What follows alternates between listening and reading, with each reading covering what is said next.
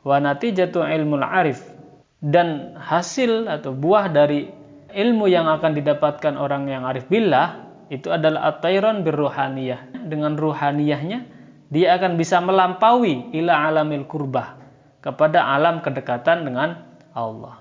Dengan ilmu kema'rifatannya itu dia akan mampu melampaui batas-batas alam-alam lain sampai kepada alam qurbah, alam kedekatan dengan Allah. Jadi berawal dari tafakkur, kemudian bisa membedakan mana yang hak, mana yang batil, kemudian bisa menyatu dengan Tuhan, bertauhid, kemudian dia akan sampai kepada al-mahbub, kemudian dia juga akan bisa mencapai alamul qurbah.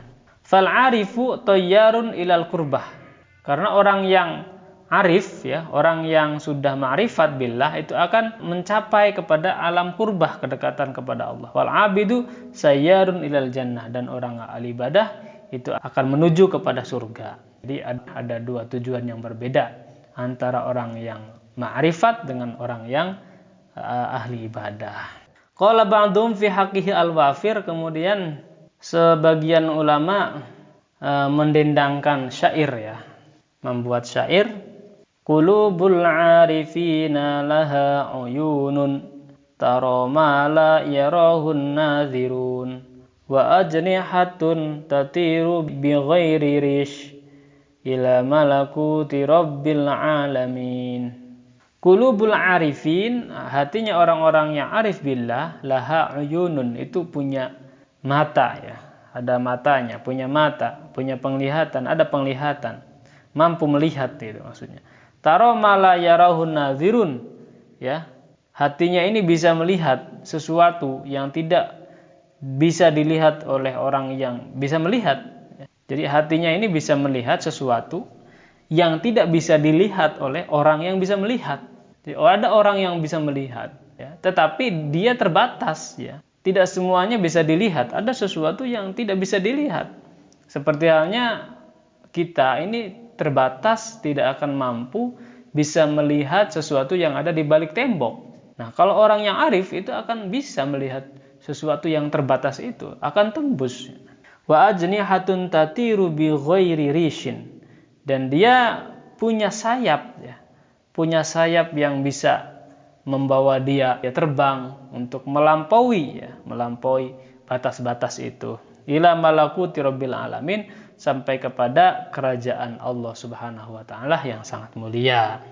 Fahadhihi tayran fi batinil arif, dan satu derajat yang bisa melampaui batas-batas itu, itu terjadi di dalam batinnya orang yang arif billah. Wal insanul haqiqi, makanya dia sudah bisa dikatakan sebagai manusia yang sempurna. Wa huwa habibullah azza wa jalla, dan dia sudah menjadi kekasih Allah. Wa mahramuhu wa aruzuhu, dan menjadi mahram Allah, menjadi pengantin Allah.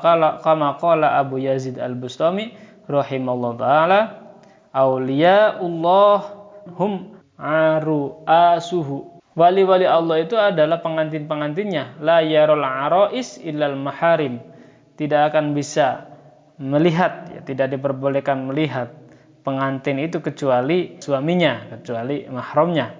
Fahum makhduruna indahu fi hijabil uns, maka mereka ini disembunyikan dari manusia pada umumnya.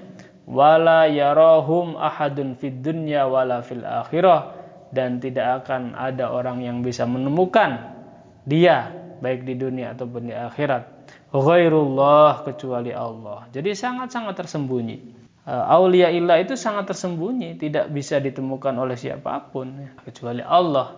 Kama qala Allah taala fil haditsil qudsi, seperti yang dikatakan oleh Allah di dalam hadis qudsi, auliyai tahta kibabi la ya'rifuhum ghairi, kekasih-kekasihku ada di bawah kekuasaan Allah.